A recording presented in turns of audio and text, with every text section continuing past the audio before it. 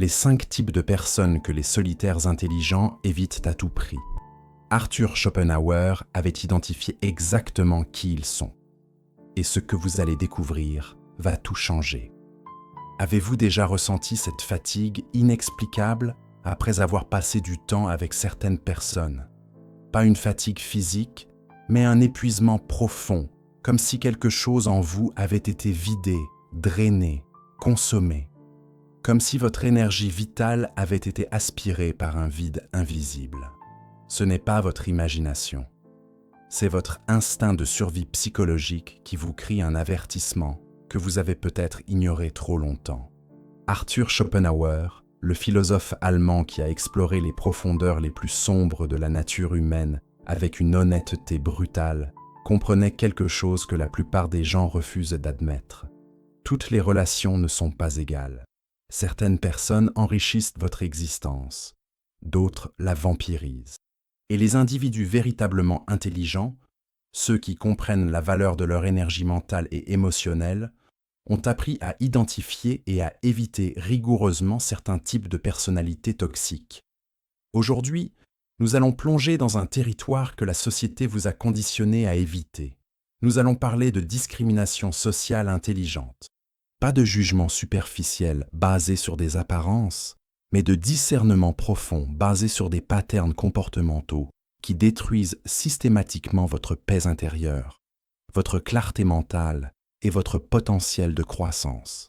Schopenhauer, qui a passé la majeure partie de sa vie dans une solitude choisie et productive, n'était pas un misanthrope comme beaucoup le prétendent. Il était simplement assez lucide pour comprendre que la qualité de votre vie est directement proportionnelle à la qualité des personnes que vous permettez dans votre espace mental et émotionnel. Et il avait identifié avec une précision chirurgicale les types de personnalités que les esprits supérieurs doivent absolument éviter s'ils veulent préserver leur santé mentale et accomplir quelque chose de significatif. Si vous êtes le genre de personne qui préfère la solitude enrichissante à la compagnie épuisante, si vous avez déjà été jugé comme étant antisocial simplement parce que vous refusez de gaspiller votre temps avec des relations superficielles, alors ce que vous allez entendre va valider complètement votre instinct. Car peut-être que vous n'étiez jamais le problème. Peut-être que votre besoin de solitude était toujours une manifestation de votre intelligence supérieure, un mécanisme de protection psychologique que Schopenhauer lui-même aurait reconnu et approuvé. Nous allons révéler les 5 types de personnes que Schopenhauer identifiait comme toxiques pour l'esprit cultivé. Des archétypes humains qui, sous leurs différentes apparences, partagent tous une caractéristique commune. Ils consomment votre énergie sans jamais la renouveler. Ils diminuent votre potentiel au lieu de l'amplifier. Ils vous tirent vers le bas dans leur médiocrité au lieu de vous élever vers l'excellence. Et si vous voulez apprendre à protéger votre énergie comme un trésor précieux, si vous voulez comprendre pourquoi votre instinct vous pousse vers la solitude, alors abonnez-vous maintenant. Parce que cette connaissance pourrait être la clé qui libère enfin votre potentiel. Premier type, les vampires émotionnels chroniques. Schopenhauer écrivait que la compassion est la base de toute moralité, mais il ajoutait aussi un avertissement crucial que peu de gens citent. Il existe des individus qui exploitent systématiquement la compassion des autres comme une ressource à consommer. Ce sont les vampires émotionnels chroniques. Et les solitaires intelligents les identifient instantanément et s'en éloignent sans hésitation. Qui sont exactement ces personnes? Ce sont ceux qui arrivent toujours avec un nouveau drame, une nouvelle crise, un nouveau problème catastrophique qui nécessite absolument votre attention immédiate, votre conseil urgent, votre soutien émotionnel total. Et voici le pattern que Schopenhauer avait observé. Ces personnes ne veulent jamais réellement de solution. Elles veulent de l'attention. Elles sont addictées au drame comme d'autres sont addictées à l'alcool ou aux drogues. Vous leur donnez un conseil pratique? Elles trouvent immédiatement 10 raisons pour lesquelles ça ne marchera pas. Vous leur proposez une solution concrète? Elles l'ignorent complètement et reviennent la semaine suivante avec exactement le même problème, juste emballé différemment. Pourquoi? Parce que résoudre le problème éliminerait leur source d'attention, leur mécanisme de manipulation, leur excuse pour drainer l'énergie des autres. Schopenhauer comprenait que ces individus fonctionnent selon un principe parasitaire. Ils n'ont pas de centre émotionnel stable en eux-mêmes, donc ils doivent constamment se nourrir de l'énergie émotionnelle des autres pour se sentir vivants, validés, importants. Et voici ce qui est crucial. Vous ne pouvez jamais les sauver. Jamais. Parce qu'ils ne veulent pas être sauvés. Ils veulent être entretenus émotionnellement, indéfiniment. Les solitaires intelligents reconnaissent ce pattern après 1 ou 2 interactions maximum. Ils voient la répétition. Ils remarquent que cette personne a toujours été en crise, sera toujours en crise, et considèrent la crise comme son état naturel. Et au lieu de tomber dans le piège de la compassion mal dirigée, au lieu de se sacrifier dans une tentative futile de sauver quelqu'un qui refuse le salut, ils établissent des frontières claires et infranchissables. Voici un test simple que Schopenhauer aurait approuvé. Si après chaque interaction avec une personne vous vous sentez émotionnellement épuisé, vidé, comme si votre batterie psychologique était à zéro, mais que cette personne semble revigorée, énergisée par la conversation, vous venez d'identifier un vampire émotionnel. La transaction énergétique est unidirectionnelle. Vous donnez, ils prennent. Vous vous affaiblissez, ils se renforcent. Et contrairement à ce que la société vous dit, vous n'avez aucune obligation morale de maintenir ce genre de relation. Aucune. Schopenhauer était catégorique sur ce point. Préserver votre énergie mentale et émotionnelle n'est pas de l'égoïsme.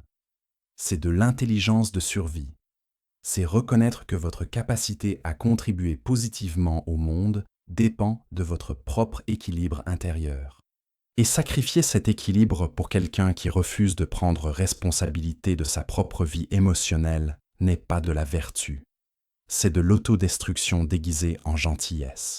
Deuxième type, les narcissiques conversationnels. Schopenhauer avait une observation dévastatrice sur la nature humaine. Il écrivait que la plupart des gens n'écoutent jamais vraiment. Ils attendent simplement leur tour pour parler.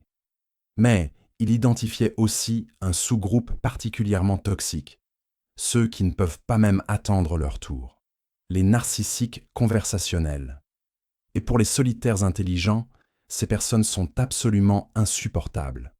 Vous connaissez ce type. Vous commencez à partager quelque chose de personnel, d'important pour vous.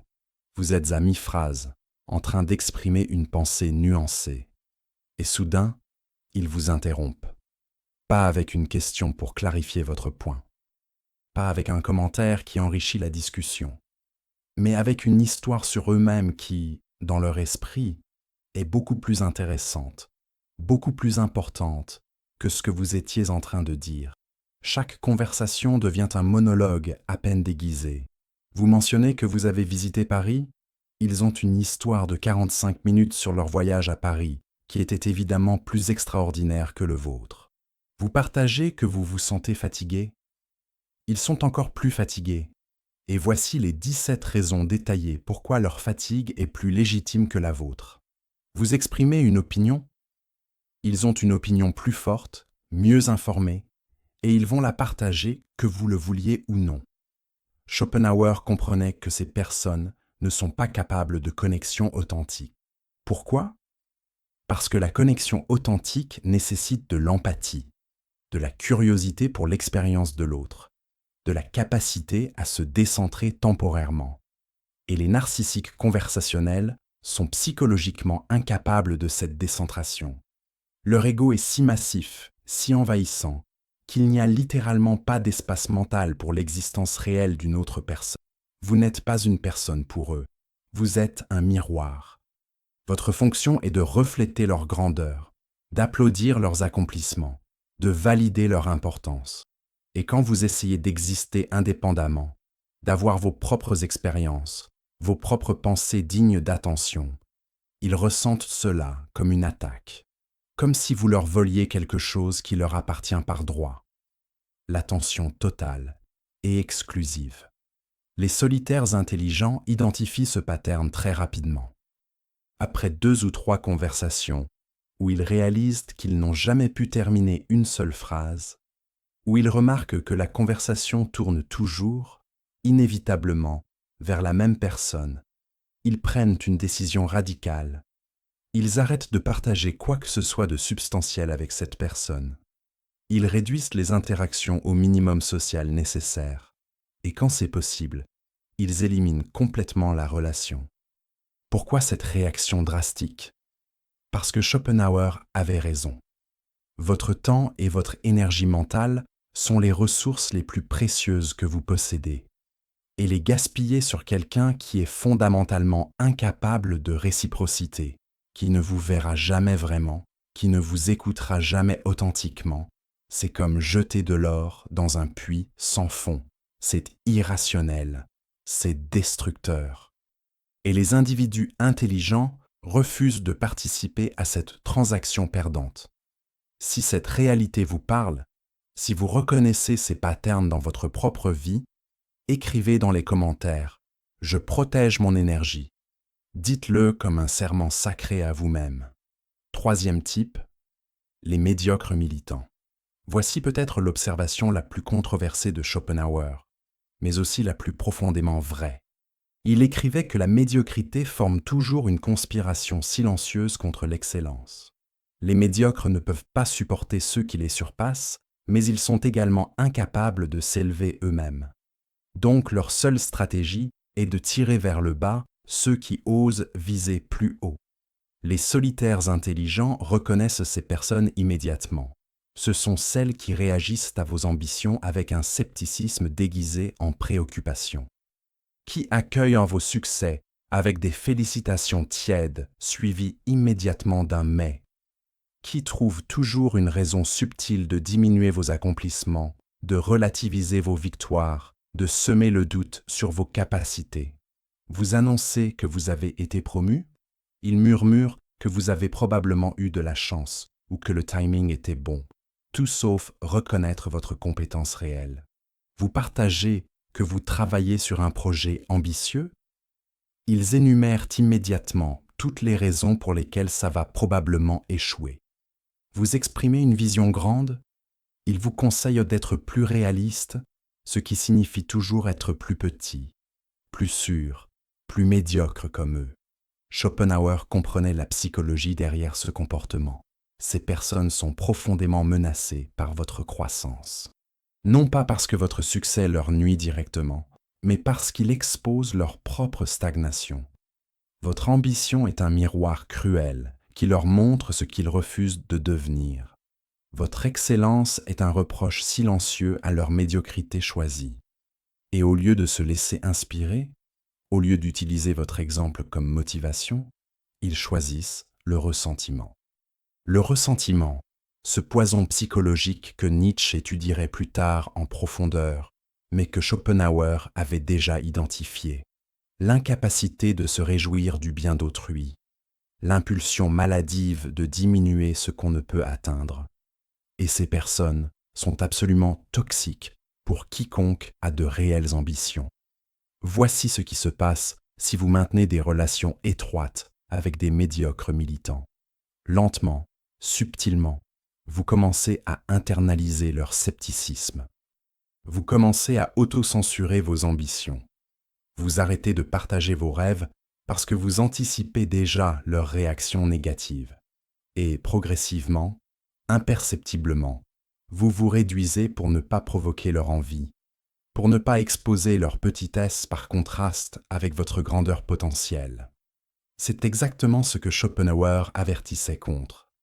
Les solitaires intelligents reconnaissent ce danger et prennent des mesures radicales. Ils cessent de partager leurs ambitions avec ces personnes. Ils créent une distance émotionnelle et souvent physique. Ils recherchent activement la compagnie d'autres individus excellents, ou ils choisissent la solitude complète plutôt que la compagnie toxique de ceux qui veulent les maintenir petits.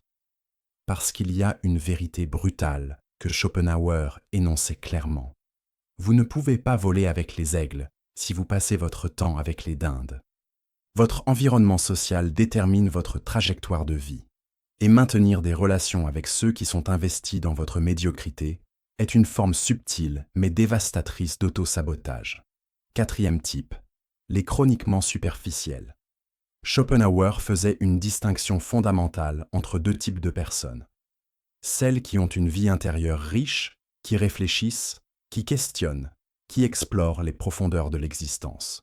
Et celles qui vivent entièrement à la surface, qui ne réfléchissent jamais vraiment, qui passent d'un divertissement à un autre sans jamais s'engager avec quelque chose de substantiel. Il appelait ce deuxième groupe les automates sociaux. Et pour les solitaires intelligents, ces personnes sont intellectuellement insupportables. Ce sont les gens dont les conversations ne dépassent jamais le niveau des potins, du temps qu'il fait, de la dernière série à la mode, qui réagissent à toute tentative de discussion profonde avec un malaise visible, comme si vous veniez de violer un tabou social en suggérant qu'on pourrait parler de quelque chose qui compte vraiment, qui remplissent chaque silence avec du bruit vide, parce qu'ils sont terrifiés par la réflexion, par l'introspection, par tout ce qui pourrait les forcer à regarder au-delà de la surface scintillante de leur existence. Schopenhauer observait que ces personnes ne sont pas stupides au sens intellectuel. Beaucoup ont une intelligence pratique tout à fait fonctionnelle, mais ils manquent complètement de profondeur philosophique. Ils n'ont jamais demandé pourquoi ils existent, jamais questionné le sens de leurs actions, jamais exploré les grandes questions de la vie, de la mort, de la souffrance, du bonheur authentique. Ils sont comme des coquilles vides, animés par des impulsions sociales, des désirs programmés, des opinions empruntées, mais sans aucun centre réel. Et voici pourquoi les solitaires intelligents les évitent. Parce qu'interagir avec ces personnes ne peut jamais être nourrissant intellectuellement ou émotionnellement. Chaque conversation est épuisante précisément parce qu'elle ne va nulle part. Elle tourne en rond, à la surface. Elle consomme du temps et de l'énergie sans jamais produire de l'insight, de la compréhension, de la connexion authentique. C'est comme essayer d'avoir une conversation profonde avec un robot programmé pour des échanges sociaux superficiels. Vous posez une question existentielle. Il la dévient avec une blague. Vous partagez une réflexion personnelle. Il change immédiatement de sujet vers quelque chose de plus confortable, de plus sûr, de plus vide.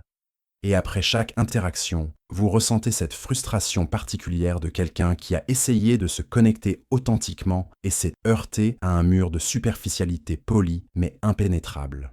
Schopenhauer passait la majorité de son temps seul, précisément pour cette raison. Il préférait la compagnie de ses propres pensées, profondes et stimulantes, à la torture d'interactions sociales vides, avec des gens incapables de descendre sous la surface. Et les solitaires intelligents modernes font exactement le même calcul. Un livre, une promenade solitaire, une méditation silencieuse.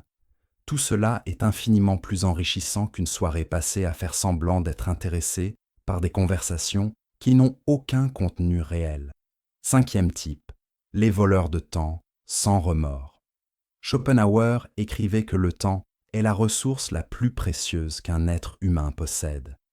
C'est la seule chose que vous ne pouvez jamais récupérer une fois dépensé. Donc, celui qui vole votre temps vole littéralement votre vie.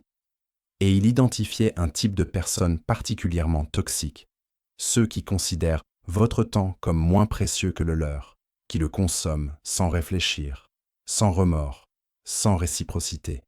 Ce sont les gens qui arrivent toujours en retard, sans excuses sincères, sans conscience apparente qu'ils viennent de vous voler 30 minutes de votre existence que vous ne récupérerez jamais, qui appellent à n'importe quelle heure avec des questions triviales qu'ils auraient pu résoudre eux-mêmes en 30 secondes de réflexion, qui s'invitent chez vous sans prévenir et s'attendent à ce que vous laissiez tomber tout ce que vous faisiez pour les divertir, qui monopolisent de votre attention avec des monologues interminables sur des sujets qui ne vous intéressent absolument pas.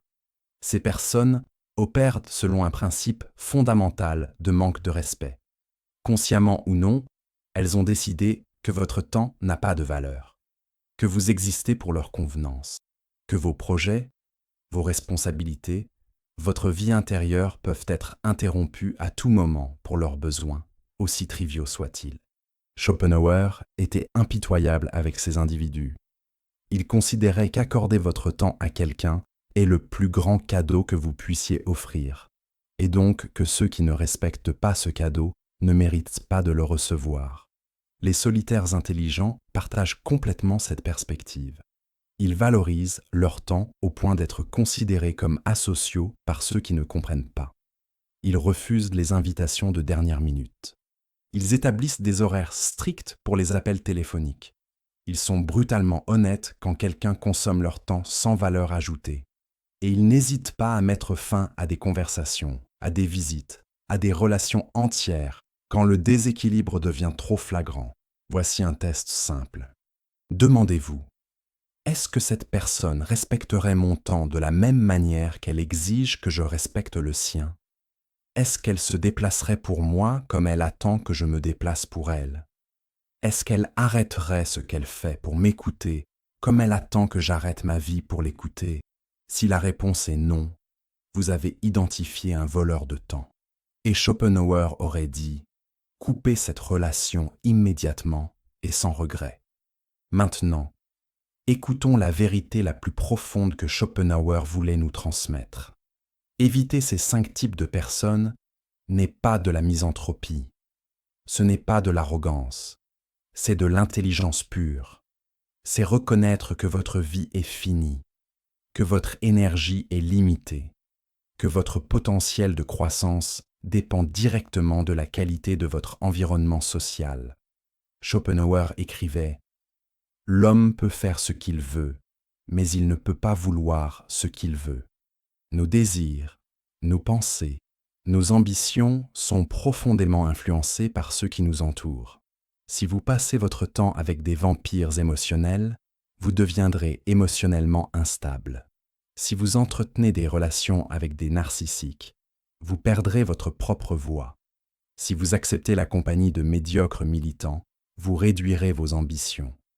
Si vous tolérez les superficiels chroniques, vous perdrez votre profondeur.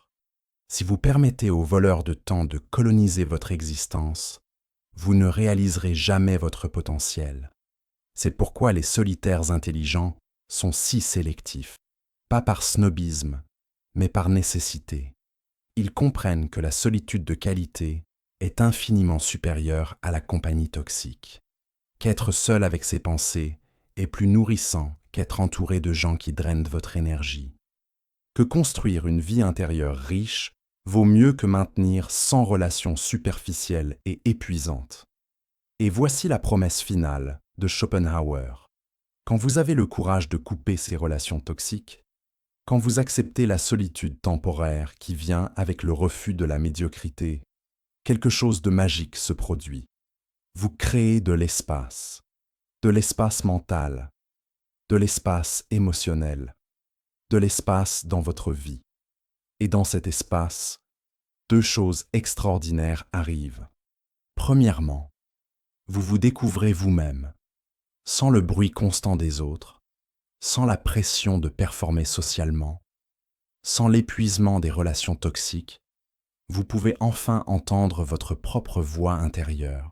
Vous découvrez qui vous êtes vraiment, ce que vous voulez vraiment, ce que vous êtes capable de devenir. Deuxièmement, vous attirez naturellement des personnes de qualité supérieure, parce que les individus excellents sont également sélectifs. Ils cherchent aussi des relations de substance.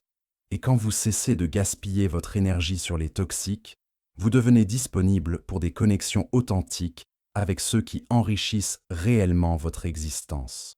Alors mes amis, nous avons exploré les 5 types que Schopenhauer nous enseignait à éviter. Les vampires émotionnels qui drainent votre énergie.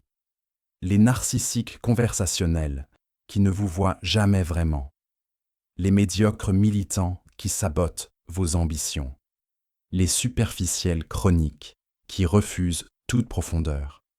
Les voleurs de temps qui ne respectent pas votre existence, et nous avons compris que les éviter n'est pas de la cruauté, mais de la sagesse. Si cette philosophie résonne profondément en vous, si vous reconnaissez enfin que votre besoin de solitude sélective était toujours un signe d'intelligence et non de défaut, alors partagez cette découverte. Laissez un commentaire sur le type de personne toxique que vous avez enfin le courage d'éliminer de votre vie. Et abonnez-vous pour continuer ce voyage vers la liberté psychologique absolue. Parce qu'ici, nous ne créons pas des gens qui acceptent tout le monde. Nous forgeons des esprits libres qui comprennent que la vraie connexion est rare, précieuse, et mérite d'être protégée avec une sélectivité féroce. Votre solitude n'est pas votre faiblesse, c'est votre sanctuaire. Protégez-le comme Schopenhauer l'aurait fait, sans excuse, sans compromis, sans regret.